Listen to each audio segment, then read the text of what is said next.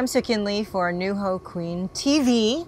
Welcome to my backyard. I'm amongst friends. I have a giant hosta over here. This is my Japanese maple friend, and grapevines, roses, everything is bursting in this garden. Very different time period. There were about 4 months ago, it was much colder. I was wearing many more clothes, and I was working on a music video for an album that I made with my very, very dear friend Adam Litovitz, and we put it together before he passed. And when he passed, I knew I really wanted to release it and share the music. We were very, very proud of it. And so the album came with a music video, took to the streets in a furry hat and lots of layers of clothing. And during the pandemic, I find that I need to walk. You know, a lot of people go, do you have any way of processing the world, the difficult, dealing with that pandemic? And I found that during the lockdown, walking was such a savior for me. Just walking is a kind of meditation where you just feel free. And if you happen to be walking with a buddy, that kind of like conversation, there's an easy flow because you're moving through the city. And it was weird because it was so empty, and it offered me the opportunity to wander and discover really beautiful and unusual corners of the city that I had never been to before. I'm kind of like on a search to reconnect with Adam, and by the end of the music video, you'll see where my search leads me. This is Runaway with Her, a music video from Juge 2 by myself and Adam Litovitz.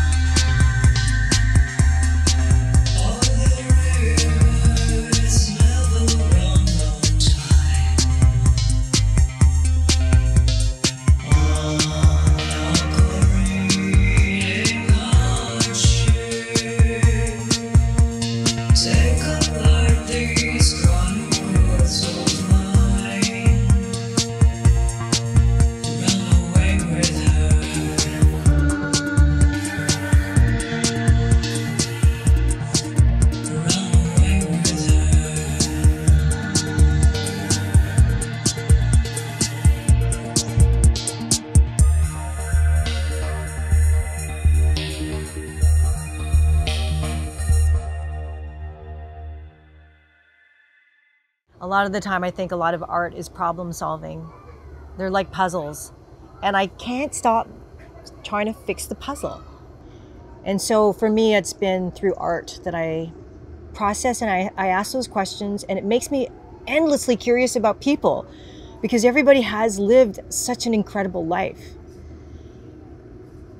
You know, I feel like that is my purpose in life, is to not only tell stories myself, but also in my broadcast work, you know, pass the conch to those who do not have access to the media to hear what they've been through. And maybe we can share stuff and learn stuff.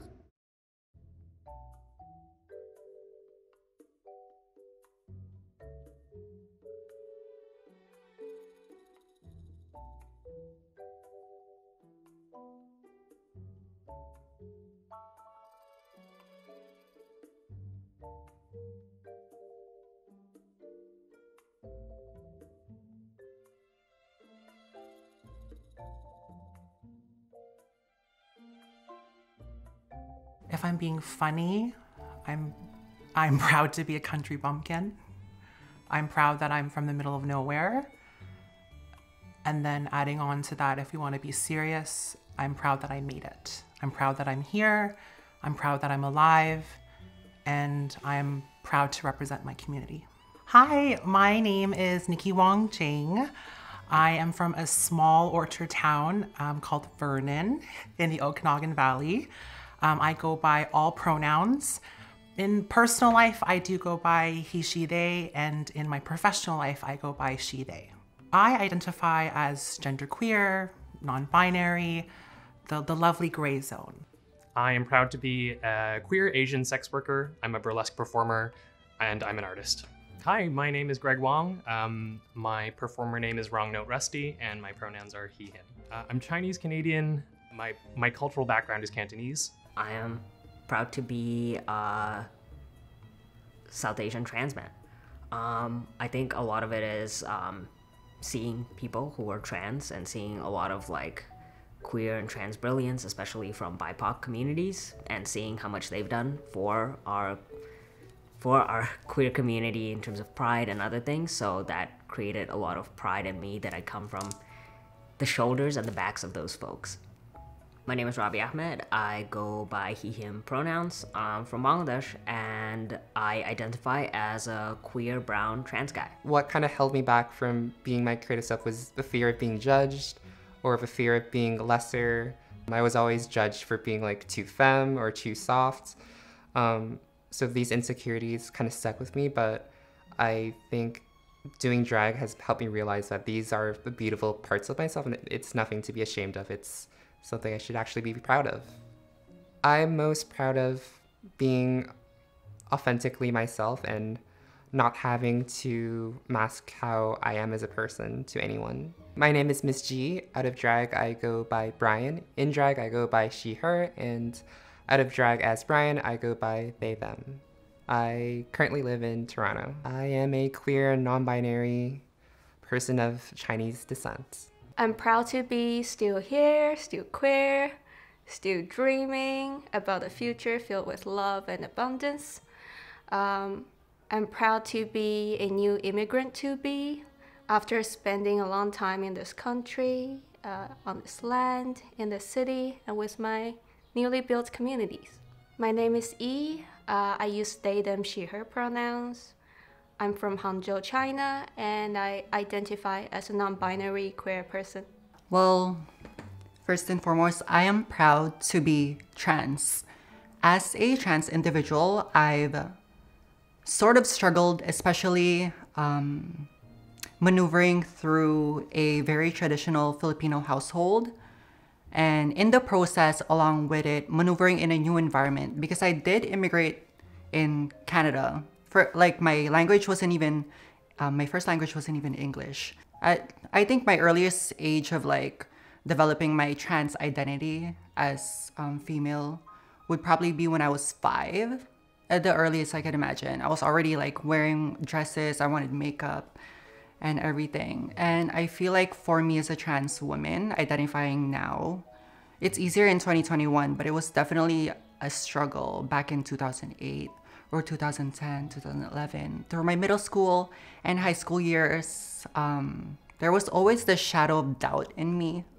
I knew in my heart that I was female, but you know, when you're in an environment that doesn't support this, and the foundations aren't laid out for you, you have to make a path for yourself, which I did, and I'm here now.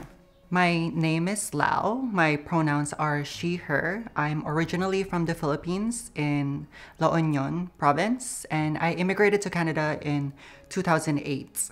I identify as a first-generation immigrant, trans immigrant. I am proud to be a queer South Asian and a pretty femme one at that. The reason I'm so open about being femme and being queer and being Pakistani and being Muslim, all of those intersecting identities, the reason I'm so vocal about it is because I didn't have that growing up. I didn't have it till I was 18, and I got my first job at Guess, and my manager was a queer brown person. It took 18 years for me to find that. And that wasn't even me actively looking, it just happened. My name's Hamza. I'm also a drag queen named Mango Lassi. My pronouns are he, him. I'm originally from Mississauga, moved to Toronto in December. I'm of Pakistani heritage. I identify as a cis male.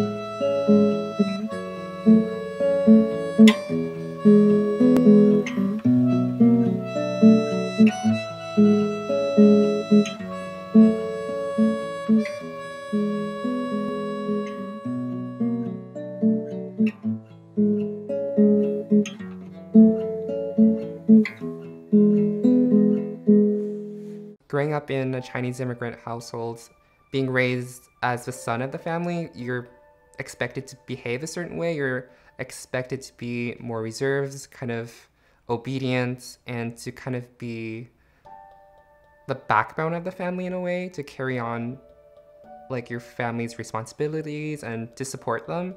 And there's no room to be femme or soft. It is okay to be shy and feel like you don't want to come out, feel like you don't want to share who you are.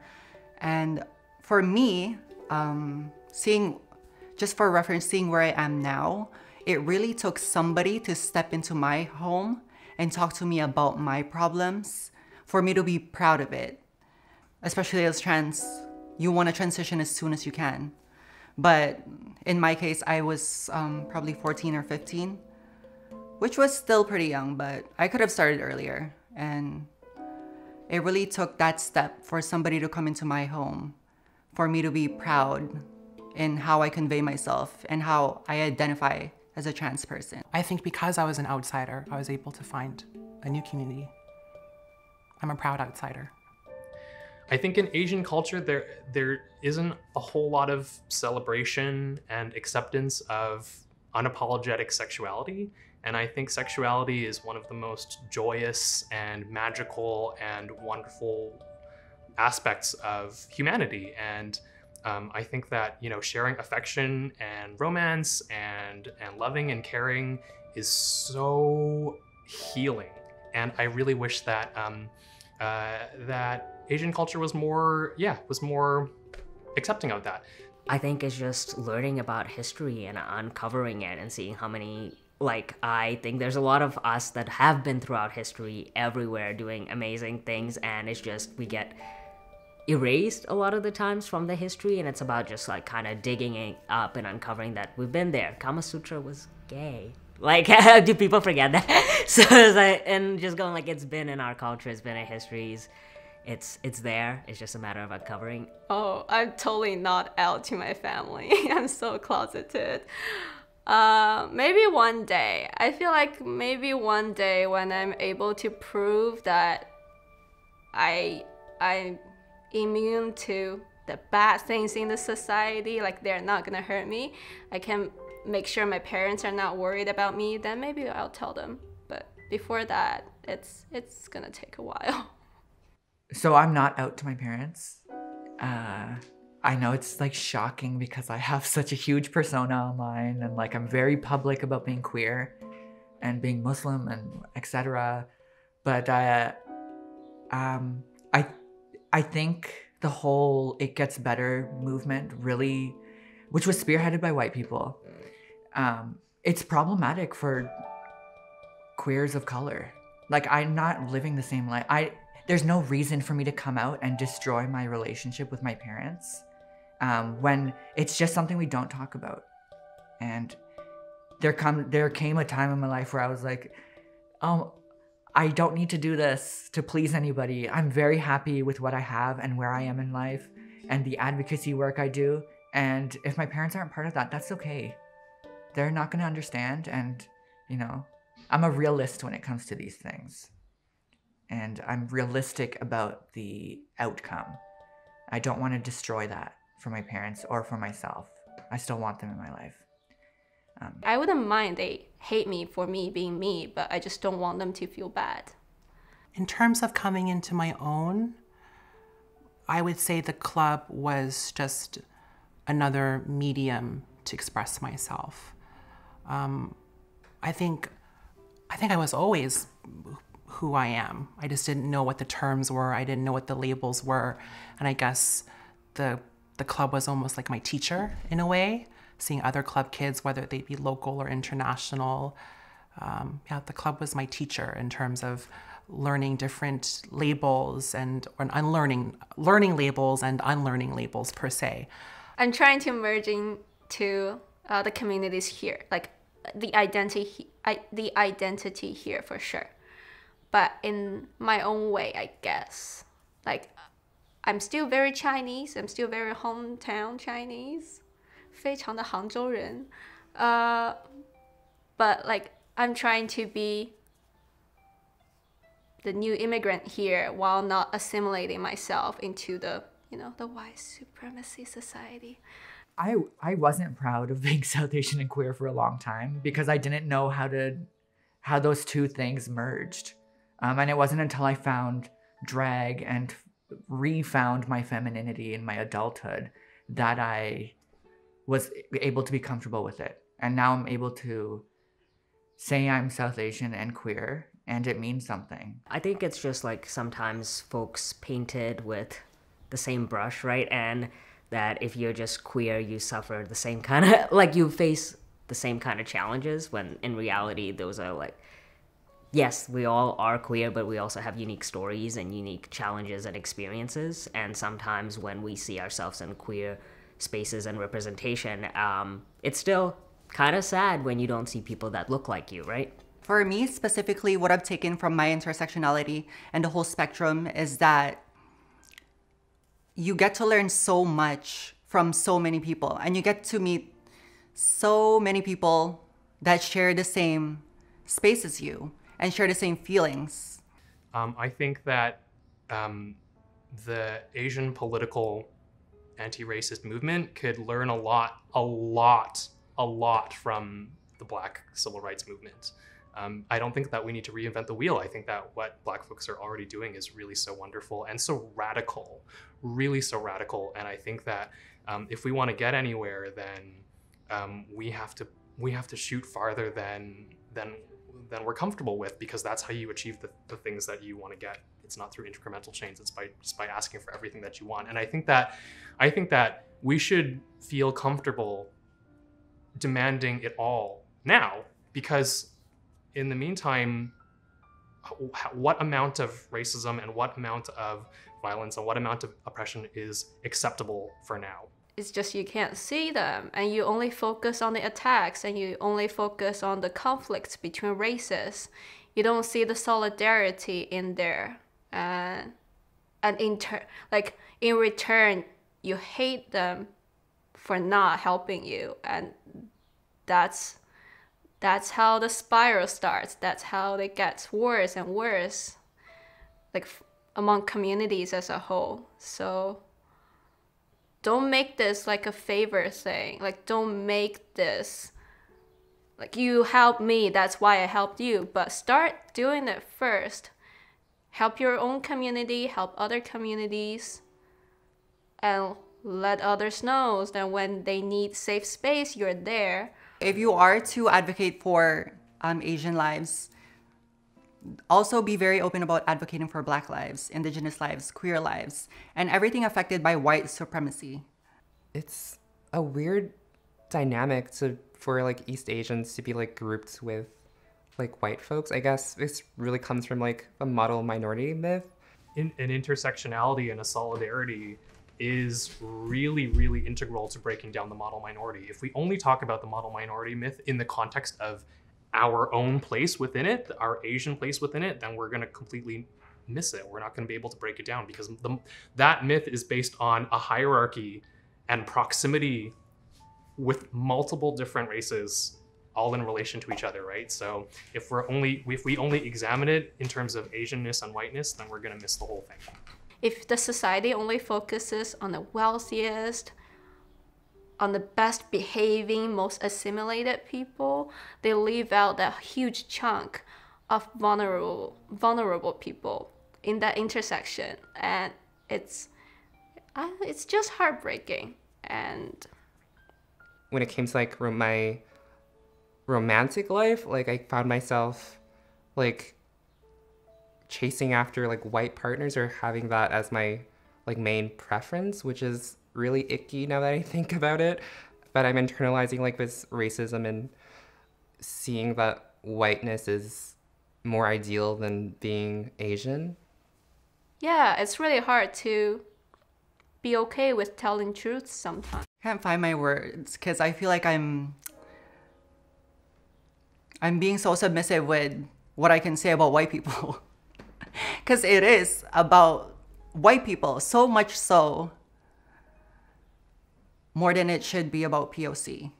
It's quite limiting and like just horrible that the West kind of groups Asians and into one monolith, and when they refer to Asians, like typically they refer to East Asians, and that really dismisses like the narratives and like lived experiences of other Asians. Doing my research for that Pride project, I learned about the Gay Asians of Toronto, an organization that formed in the 80s, and it was really like heartwarming to learn that there were queer Asians, older generations of queer Asians in Toronto at that time, and it was just really heartwarming to know that like in a way they paved the path for future queer Asians to find a sense of belonging, or pave the initial like pathways to be who we are today in a way. Being Asian, you're kind of othered, or either othered or fetishized, or you're seen as invisible in a way. So it's been tough finding a sense of belonging in queer spaces as a queer Asian person.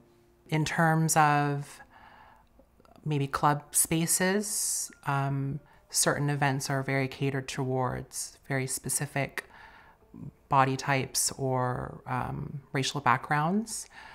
I remember going to one of my first Asian queer parties in Toronto and almost leaving when I got there right away. I almost had a panic attack. I'm like, oh my God, I don't belong here. This is not for me. I need to go. You're not safe here. Because it was a sea of just the ultimate of what you're supposed to look like. And I didn't look like that. Whether I wanted to be male presenting or female presenting or in between, I just didn't see myself in the sea of perfection. So regarding POC collectives that advertise, or should I say advocate for my community as a trans person of color, I feel like they should stick to their word. they should stick to how they found the foundation in the first place, which was based on our queer identities and reserving the space specifically for us. The thing I miss most about queer spaces is interacting with people and going into the audience during a performance and just watching people react to me. And I miss touching people consensually. You know, more sex positivity will mean that there's going to be less stigma for people who are sex workers or who are sluts. And I think that we should embrace that. I think sexuality is a way for us to form intimate networks with each other. And I think that strong networks keep us safe and make us feel connected and make us feel like we belong. So I think if everybody fucks each other, you know, and loves each other and cares for each other and hugs each other and holds hands, you know, and celebrates together, then that will lead to a stronger, happier, healthier community. That's my belief as a sex worker. That's my belief as a stripper. That's my belief as a sex educator. Yeah, I think that we just need to be more giving and more receptive with our love. I think that that's something that I wish I could see more of in queer Asian community. I miss feeling the music through my body, always by, you know, the DJ booth. I miss the smell of glycerin, for those that know what that smells like. I miss moody lighting, and I miss my friends, and I miss seeing other people make their friends. I miss seeing other people finding their community. In terms of kind of going back to being an outsider and wearing that proudly, I'm almost able to be the alien on the wall and kind of see everybody out there. So I miss seeing the community doing their thing. I'm pretty happy to have found New Ho Queen for sure. And through New Ho Queen, I got to know a bunch more queer friends, queer creative Asian friends, and social activists, and people just generally good-hearted people. So New Ho Queen and T-Base. I love T-Base. Well, I made it my goal to like uplift other queers of color, and I'm so happy for the work that New Ho Queen is doing, that all the other community groups are doing in the GTA, not just Toronto. Brampton and Mississauga are forgotten a lot. And I spent a lot of time there, so I know there's work being done. But keep it up. Like movements always start really slow, and then people gather on and it'll turn into something big. It'll turn into a revolution. I wish that there were more spaces like New Ho Queen for Asians to be sexy with each other and to be affectionate with each other and to come together in a physical, embodied way. Because I don't think that I got a lot of that in my youth, and I think that it can be really transformative. And when I think about some of my memories of New Ho Queen, I think about looking at other cute Asians from across the room and wondering if I should go talk to them, and feeling like when I finally did, everybody was actually into each other, but just too shy to talk to each other. So that for me feels very, very Asian. I'm hoping that we create more spaces and more visibility, which like I said, we're starting to see. New Ho Queen is one of those spaces, right? And yeah, and I hope we keep on doing what we're already doing. Well, after this pandemic, I do expect a lot more from queer spaces, which are for people of color. Because I feel like this whole time we've been isolated and we've had so much time to reflect, and all of that would have been in vain if we don't build on it. Trust your brilliance, create your own spaces, and and keep shining. So yeah. Hey there, I'm Danny, they, them, and e-shell pronouns, and I'm the Youth Program Coordinator at Asian Community Aid Services, also known as ACAS. ACAST is a community organization based in Toronto for Asian folks living with HIV/AIDS, as well as for Asian folks who identify as being on the LGBTQIA+P2S+ spectrum. We have a variety of programming, including resource sharing, workshops, social events, and so much more both in and outside of quarantine. You all might be particularly interested in our Queer and Trans Asian Youth, also known as QTAY program, which is what I help lead. We host many different types of open drop-in events ranging from speed friending to open mics to creative workshops, as well as our When You're Ready discussion groups, which are starting up again in August or September. I suggest going to acast.org, or if you're interested in our QTAY program, feel free to shoot me an email directly at youth@acast.org, and I'll get back to you as soon as possible. Thanks for listening, happy Pride, and I hope to see you soon.